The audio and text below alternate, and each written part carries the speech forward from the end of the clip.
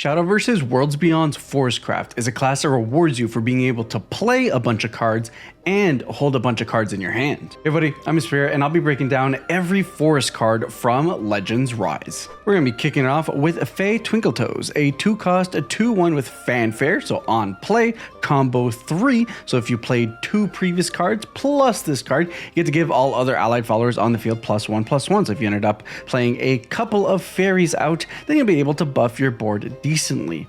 Moving on over to Capricious Sprite, a 3-cost 1/1 fanfare, summon a fairy, add a fairy to your hand. On evolve, you get to replicate the effect of this card's fanfare ability, thus doing it one more time. As a reminder, fairies are 1-cost 1/1s with rush, so very easy to be able to deploy and get them out there. Then we've got Deepwood Fairy Beast, an 8-cost 4/4 with fanfare, draw a card, restore X defense to your leader, X is the number of cards in your hand. This is one of those cards that instead of rewarding you for the amount of cards that you're playing, rewards you for the amount of cards that are in your hand. And it does seem like Forestcraft's 2 different archetypes that are going to be able to play into in this first set are going to be oriented around either deploying stuff with combo or being able to amass a big hand. Next up, we've got Workin Grasshopper, a 3-cost 2/1 with fanfare, draw an X-cost follower, X is your combo. This is really cool in the sense that naturally it allows you to continue progressing your combo. Grasshopper himself costs 3, so if you get anything that costs 3 or more, obviously it's going to be a little tight depending on the amount of play points you have, but additionally it's a tutor, so especially in a deck like Forest where sometimes you just need to be able to find your finisher, if you're trying to be able to find your roach or something like that in your combo oriented deck, the ability to be able to tutor that card out and then being able to play it or do something with it is really powerful. We'll see in a minute that Roach is another 3-cost, so now we have a 3-cost, a 3-cost that gives us about 4 additional play points to work with if we're at a total of 10. So we could do something like play 2 fairies, we'll go ahead and play a Grasshopper that's able to find us our Roach, play another fairy, play a Roach, then we're able to swing for, I don't know, we just played like 5 cards there. So it does add some nice consistency. And if you like that combo, how about comboing that subscribe button? Then we've got Elder Sagebrush. Fanfare, deal 3 damage to a random enemy follower. Combo 3, deal damage to 3 random enemy followers instead. So there's some decent removal there. Then we've got Fairy Convocation. Add 2 copies of Fairy to your hand. And while this does seem like a very basic bronze card, do not underestimate the ability of turning 1 card into multiple cards, or effectively turning 1 play point into 3 play points worth of stuff, or turning 1 card into 3 combo off of nothing. So a card like this is very unassuming, but is actually pretty powerful in the context of what specifically Forestcraft wants to do. Moving on over to the silvers, and we've got Cristallion Frostward, a 7-cost 6/8 with fanfare, select an enemy follower on the field and destroy it, restore 2 defense to your leader and wards. That's some well-earned defensive card, will very much help us transition into that end game that we're looking to combo off with. Then we've got Good Fairy of the Pond, 1-cost 1/1 last words, add a fairy to your hand, very nice early play, sets it up, gets you a fairy in hand, which means it replaces itself, good for loading up your hand in terms of just having more fairies in your hand, which you're going to see a little bit later, a couple of payoffs there for that, and then obviously the benefit that you're just not going down on resources early in the game if you're trying to like aggro out or anything of the sort.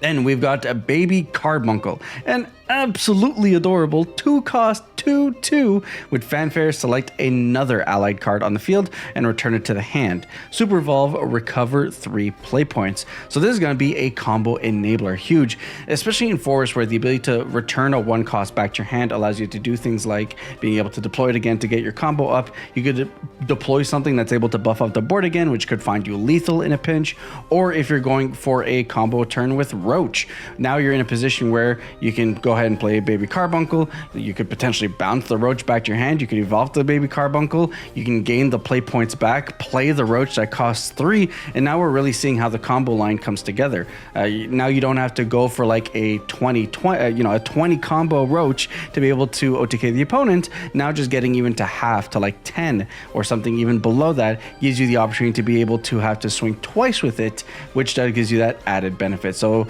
unassuming, again, a lot of these Forestcraft cards are super unassuming, but this is a great and awesome card, exactly what the class is looking for. Here we've got Lament Karen, and we'll actually be introducing another token type. Fanfare, add a fairy to your hand. Combo 3, add a Deepwood bounty to your hand. Also has engage, destroy this card, select an allied follower on the field and give it +1/+1. For those who don't know, this is actually an amulet. You can tell the amulet by the different frames. So typically spells will be just square. Amulets will have the rising notch at the top to make it more distinct. So specifically, of course, we do need to know what a Deepwood bounty is. It is a 0-cost spell that restores 1 defense to your leader. Again, 0 cost, super powerful as a defense, can be kind of nice, but just the fact that it's another spell that's for free that's able to add to our combo count, absolutely massive. To play even further into that, we've got Fragrant Wood Whispers, a 3-cost spell, add a Deepwood bounty to your hand, draw a card. So not only does it replace itself, but it's also adding a 0 cost to our hand to be able to combo off further. Now we finally get into the gold. So we have Lily, Cristallion, Innocence, a 2-cost 1/3 fanfare combo 3. Select an enemy follower on the field and set its defense to 1. Extremely powerful in the late game, allowing you to be able to kind of not die. Remove something that might be a threat, remove something that might be a massive warder that you need to be able to punch through with your other units, with your roach, etc, etc. Then on evolve, you get to draw a card, select an enemy follower on the field and deal 1 damage to it. If you're not able to attack into it with some kind of cheap unit and you need to just break through, the evolve to be able to get out of the way all by yourself, all the better. Then we've got Glade, Fragrant Wood Ward, a 5-cost 3/3 with fanfare, draw 2 cards, very nice. We love being able to load up our hand. And then on evolve, deal X damage split between all enemy followers. X is number of cards in your hand, so here's a big card payoff. What we're going to see is that a lot of these mid-ranger cards are going to be what allows us to stabilize by having a lot of cards in our hand. So it's like a, hey, your hand's full of fairies and Deepwood bounties and, you know, cheap little things that might not lend itself to being able to play a mid-game. We're going to do the work of rewarding you for having a fat hand as you set up for your end game combo turns. Then we have Bale, Lux Glaive Warrior, an 8-cost 4/4. Activates in hand whenever an allied follower leaves the field, reduce the cost of this card by 1. Now specifically leaves the field doesn't necessarily mean just by being destroyed. If a card is bounced back to your hand, it has left the field. And thus it's very real that this card, once you're actually getting to a position to play it, might just cost 3 or 2, so on and so forth. And as fanfare, select an enemy follower on the field and deal 4 damage to it. So an 8-cost 4/4, not amazing. When you get into the realm of it being potentially a 3-cost 4/4 that also deals 4, then it starts feeling really nice.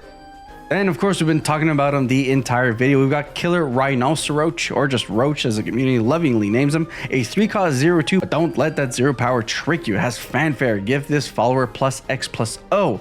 X is your combo, and it has Storm, which means it can attack the player directly. And this is where the lines of being able to bounce your Killer Roach is super important, because now you can play Roach, which let's say you have a combo 5 or 6, it's attacking for 6 damage, then you're able to bounce it back to your hand, restore your play points, play it again, now it's attacking for 8 damage, and effectively now you can really see how you can string together those lines with a little bit of chip damage in the early game to really being able to close out the game. And I think Roach is going to be very annoying in the first set. Our final gold card is another amulet, Godwood Staff, a 3-cost at the end of your turn combo 3 draw card. I think this is massive. It rewards you for doing what you want to do anyways. It keys up your gas, and then it has the added benefit on engage. You get to destroy this card, select another allied card on the field, and return it to your hand. So not only are you able to draw additional cards in the mid game, but now you're also able to enable your combo plays, bouncing to hand, super powerful, play out a fairy, play out anything that you really need to be able to get those combo numbers up, being able to bounce a Roach also without having to commit additional play points because you've set this up earlier in the game is fantastic. And finally, we're moving on into our legendaries. So Aria, Lady of the Woods, already seen this card previously, but might as well cover it once more. 6-cost 4/4 fanfare, gain Crest, Aria, Lady of the Woods, and then on Super Evolve you get to summon 3 copies of Fairy. The crest specifically says whenever an allied pixie follower enters the field, give it Storm. So effectively we're going to get the crest, then we're going to be able to Super Evolve, get those 3 fairies, those 3 fairies have Storm, and we'll start being able to attack into his opponent, clean out the board, and of course the crest, unless the opponent has a way to be able to remove it, will just kind of sit there and be something that you're able to do the rest of the game. Going all the way to 9 cost, we have Opulent Rose Queen, a 6/6 with fanfare. Transform all Forestcraft cards in your hand that cost 1 or less into copies of Bramble Burst, and then it has Ward. So a 6/6 that's just going to chill on board, be your defensive piece that also generates Bramble Burst, which is a 1 cost spell that says select an enemy follower on the field or the enemy leader and deal 3 damage to it. So if you're in a position where your entire hand of, like, let's say 9 cards is 1 cost or less by the time that you play out the Rose Queen, now you have effectively like 27 damage.